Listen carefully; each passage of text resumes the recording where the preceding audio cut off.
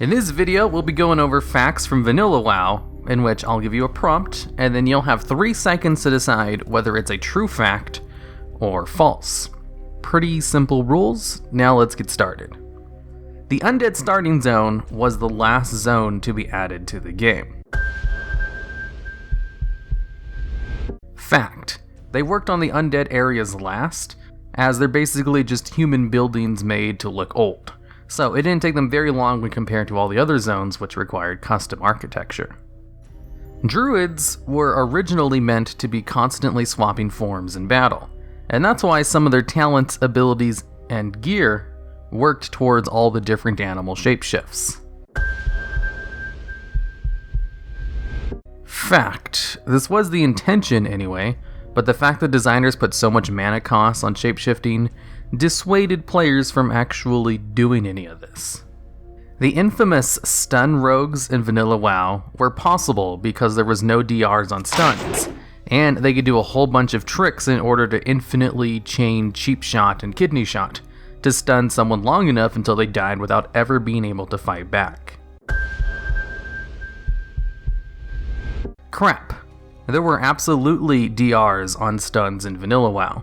The DRs just weren't as strict as they are today, and were separated into a lot more categories. So cheap shot and kidney shot had their own separate DR categories, and you could stun someone for 10 seconds with the combo. But you could not reset that combo and then do it again immediately after, as you have cheap shot and kidney shots on their own DRs now. And in actuality, the infamous stun rogue combo from the famous video World of Warcraft was done in large part because of blind being resettable, and had very little to do with stuns. During vanilla WoW, Forsaken were immune to fear, sleep, and charm effects, but this was so overpowered that they eventually nerfed it in patch 1.6 into a cooldown called Will the Forsaken, which made them immune to those 3 schools of CC for 20 seconds, instead of permanently. Crap. During parts of beta WoW, Forsaken retreated as undead, and thus immune to those 3 schools of CC. But on the launch of WoW, they were given Will the Forsaken with the 20 seconds of immunity, which was then nerfed to 5 seconds of immunity in patch 1.6, which, by the way, was still overpowered at 5 seconds, and eventually nerfed to no seconds of immunity, and instead the ability just removed the current effects you had, which is still how it works today. Killing normal, level-appropriate mobs was so difficult in vanilla WoW that it could take you an average of 20 to 30 seconds just to kill one of them. Fact: during low levels, it could take you anywhere from 20 to 30 seconds to kill one normal, non-elite mob.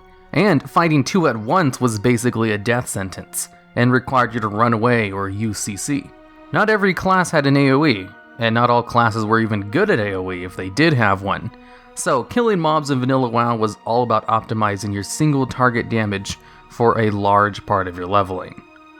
Blizzard would often make the final boss of the dungeon more difficult by having it being a higher level than everything else in the dungeon. That way you would miss more often and your tanks would have a chance at taking crushing blows.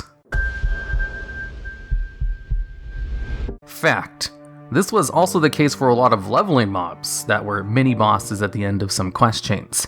Instead of making a mob that had higher stats and health than a normal mob, they would just make it a higher level than the zone, by like 3 to 5 levels, making it much more difficult to hit, and meaning you took crushing blows.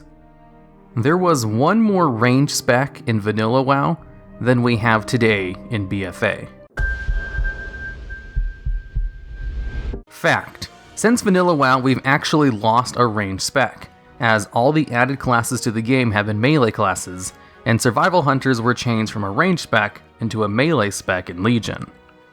The last class to be added to the game was the Paladin, and that's why they had no damaging moves besides Judgment, because the designers just ran out of time. Crap.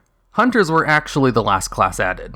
Paladins actually had a whole bunch of damaging moves in the beta of WoW, but they were just cut right before the game went live for an unknown reason, And a lot of those damaging moves that were in the beta, but then cut before Vanilla WoW came out, were slowly added back to the Paladin class over time throughout the years.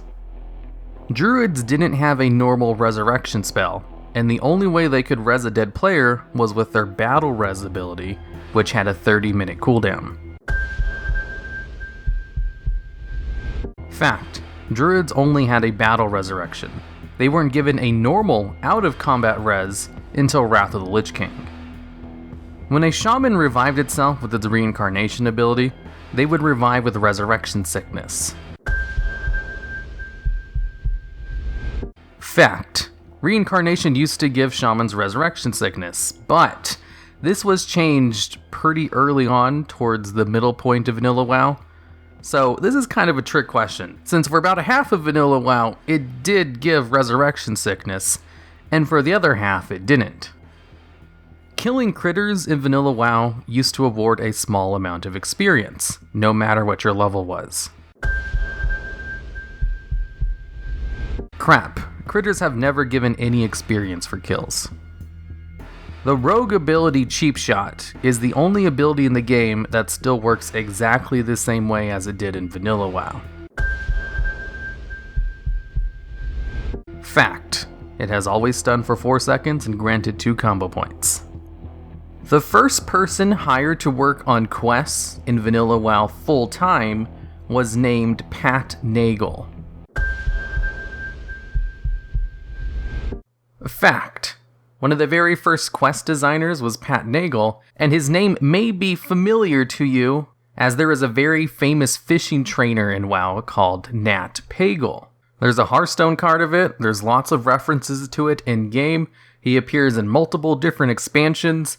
In fact, Nat Pagle is almost synonymous with fishing in World of Warcraft. Turns out, his name was just a homage to Pat Nagel, the very first quest designer. The Ironforge airfield, which was an airport hidden in a secret location in the Dwarf starting zone, only accessible by lots of complicated wall hopping, was a scrapped area in Vanilla WoW that was meant to be a questing hub. Crap. The Ironforge airfield, one of the most famous secret areas in Vanilla WoW, was actually designed just to have something to look at on flight paths. In fact, there were lots of things put in high, out-of-the-way locations that were there just to have something pretty to look at while on your flight path. Because flight paths in Vanilla WoW were a new thing. No other MMOs at the time had something similar. It was like one of the things World of Warcraft had pioneered. So they wanted their flight paths to look good. There was meant to be a Naga raid in Vanilla WoW, and that's why there was an underwater dark portal placeholder off the coast of Ajara in the beta versions of WoW. Crap. Turns out Blizzard was just experimenting with places to put the dark portal, and that's why in the beta there were dark portal placeholders in a whole bunch of random locations throughout the world. Despite the fact that the dark portal had a very specific location and lore, they were kind of loose with the lore when developing Vanilla WoW, and Chris Metzen himself, the guy who created most of WoW lore, was playing around with new ideas for where the dark portal could be located. So, underwater off the coast of Ajara was one of those places he had in mind, and that's why the placeholder was there. It actually had nothing to do with an underwater Naga raid. The very first battleground worked on by Blizzard was Warsong Gulch. Crap. The very first battleground worked on was Alterac Valley. When they finally added battlegrounds to the game, they added Warsong Gulch and Alterac Valley together. So many people assume Warsong Gulch was just the first one they worked on, but it doesn't really matter which one was worked on first as they both released at the same time.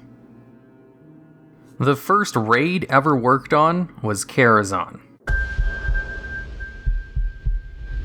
Fact: the very first raid that the internal dev team worked on was Karazhan, despite the fact that the very first raid that came out was Molten Core, and also despite the fact that Karazhan didn't release until the first expansion pack in the Burning Crusade. Karazhan was kind of the testing grounds for them when they were trying to design what a raid should be like in WoW.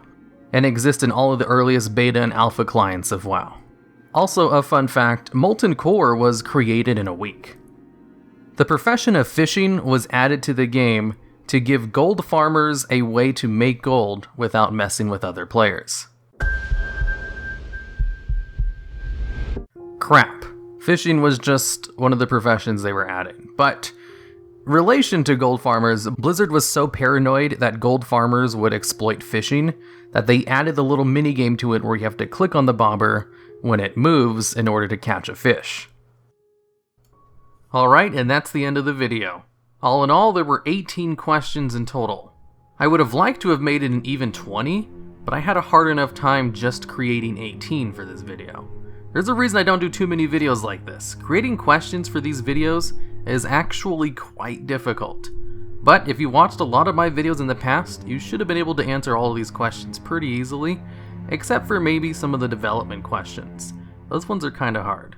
If you want to watch the videos I made that go over the WoW Diary, a book that has tons and tons of info about what went into the development of WoW, I'll try to link those at the end of this video as like an end card.